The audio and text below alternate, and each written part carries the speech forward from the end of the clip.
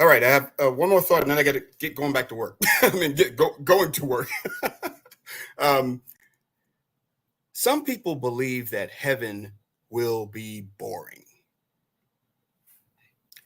All right, now in the past, uh, a long time ago, when I didn't know as much as some of the things I do now.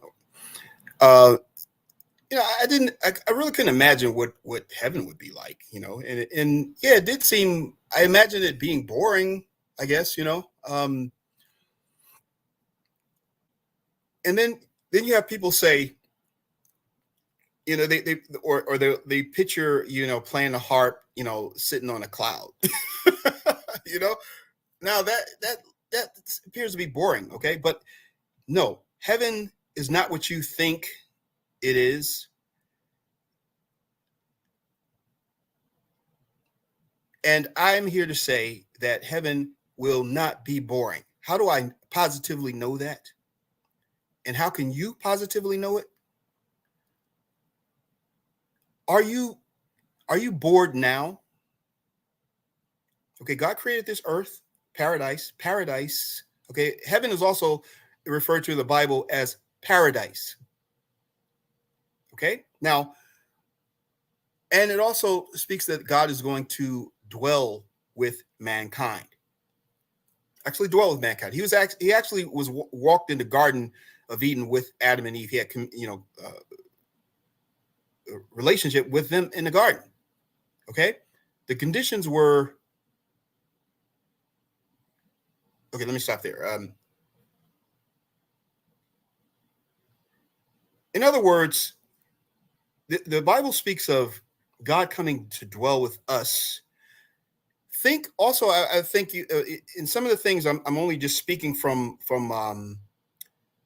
what I perceive, okay, and understand according to all the things I've read in the Bible. All right, heaven appears to be, or definitely is, of course, like a different dimension. Okay, and if you understand dimensions, you can understand that dimensions all can dwell in the same space at the same time. Okay, for instance, we live in let's say three-dimensional world. Now, a piece of paper. Well, let's use this little piece. Okay, a piece of paper. This is two-dimensional. Okay. Now, imagine. Let's say you were a two-dimensional being living on this piece of paper. All right. All right. You're two-dimensional. Now you're with this piece of paper is two-dimensional, but is living in it's in a three-dimensional world. Okay.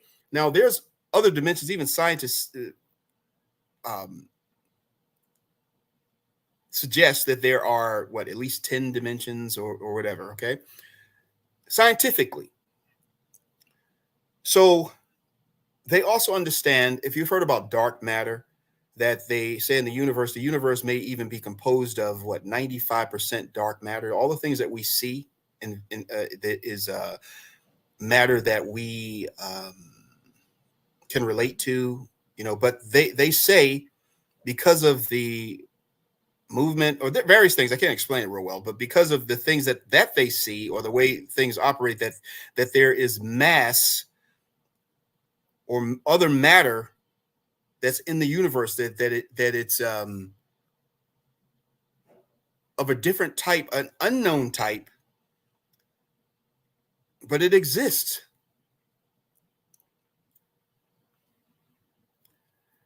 So anyway, I'm getting back to the point of heaven being a different dimension that can be accessed. Okay, we can't access it, but God can allow you to access it, just like angels, or the spiritual realm. We call it the spiritual realm. It's of a different order.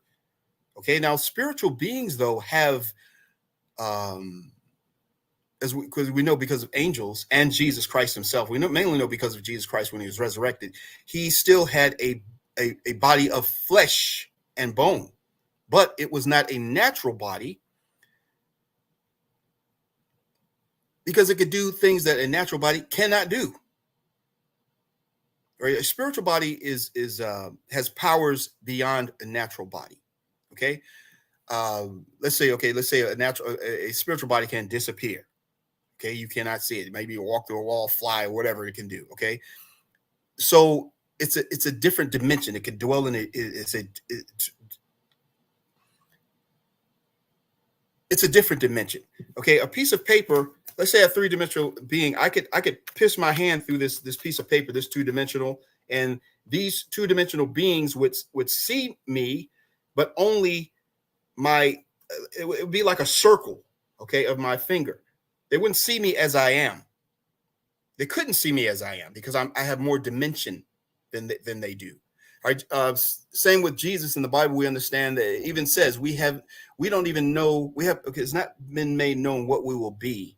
Okay, and we haven't seen Jesus as he um, is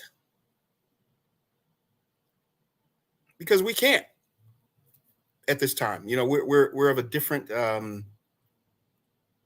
nature. So, okay, getting back to the point, I'm getting away. The heaven is not going to be boring. You're not bored now with the things that you experience in life that you created, this earth.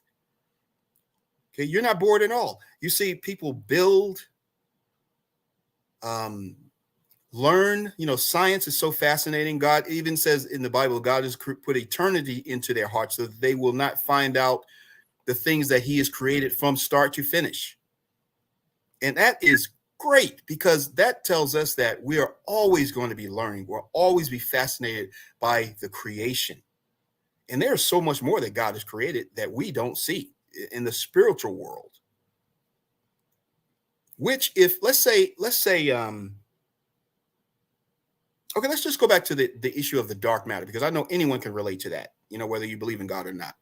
If scientists say that we're only seeing approximately 5% of what exists out there, and that this other matter is of a different nature that we don't know yet, but it's there. Okay, so man, I always forget a train of thought here. Oh yeah, there's so much more out there to discover that we don't even see. They recognize that dark matter's out there, or they believe it. Imagine, okay, all the things that we see that we can see in the universe that the scientists and astronomers are so fascinated by, and how it's so intricate and detailed, precise. You know, they're so fascinated by what they discover. Now, imagine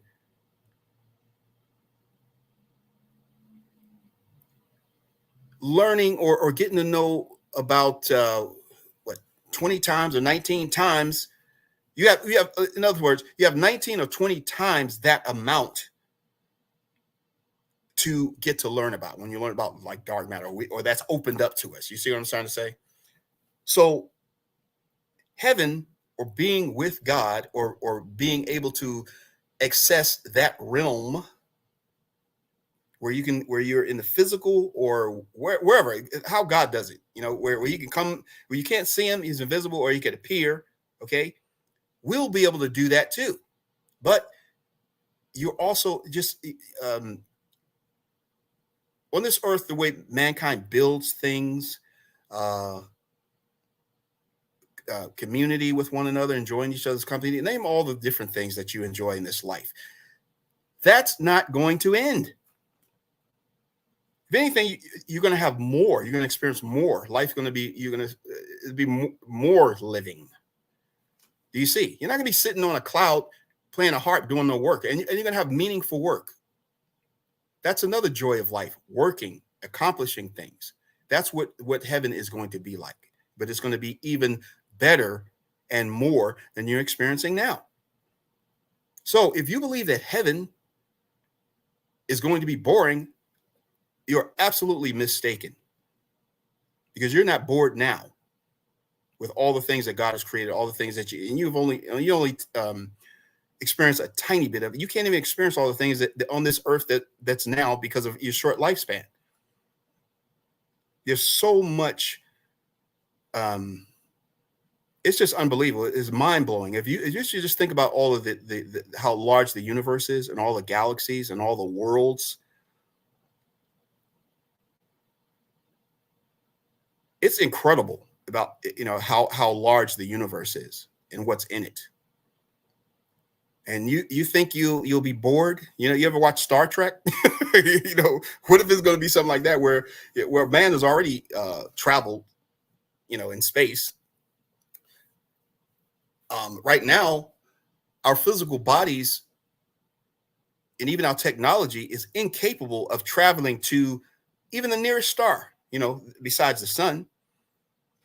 Imagine, imagine if they could construct a ship that could go to the speed of light. Okay, let's say they could make a ship that could travel this close to the speed of light. Okay, now you say, well, okay, that's great. Now that we can go to take us 4.3 years to get to Alpha, I think Alpha Centauri. That's the closest star to us. Okay, now would you get on there? Now if you're traveling that fast, of course there's debris and objects in space. Now, if you hit something very small, it'll almost be like an atomic bomb. So you would need a system that's going to be able to detect anything in your pathway so that you can avoid it. But given what your technology, radars and different things that travel, I don't know, do the radars travel the speed of light? But I don't think that would be fast enough, or your systems that we have now wouldn't be fast enough for you to avoid a collision with a small debris, which would be disastrous because of the speed differential. It wouldn't be much. You just wouldn't have time, among other things. So we would need glorified or more powerful bodies. To, let's say, explore the universe, really traveling out there. I mean, and it's billions, trillions upon trillions of galaxies, stars, planets, moons. It's so if you think you'll be bored, you're greatly mistaken. And those who will not be there are going to be missing out on a lot. The ones who won't be there will be somewhere else in this dark place in troubles. I would say that would be boring. Yeah, that would be boring. Being in lake of fire or whatever that is in separation from God, and we withdrew all these things that you're experiencing now that you enjoy in life. Your family and all these things, love, all whatever how you enjoy life. When that's taken away, though, and you're in this place where you're confined without those things, and you have no peace and trouble, that sounds boring. That sounds very boring. So you see how Satan, he twists things. He wants people to believe the opposite of what God tells us. He wants us to believe the opposite of the truth. He wants us to believe these lies because he wants so many people to be where he's going to be, where he's destined to go. Misery loves company. We've heard that before, right? So please examine things.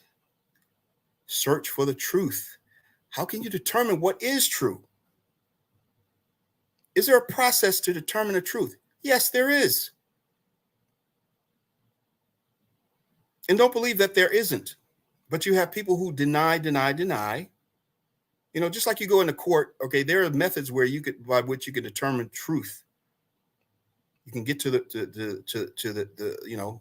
nitty-gritty of things. Of course, you can and there are also methods to ways to identify when someone's lying. So incorporate these things in your life when you're searching for the truth, these methods, because then you can determine what truth is.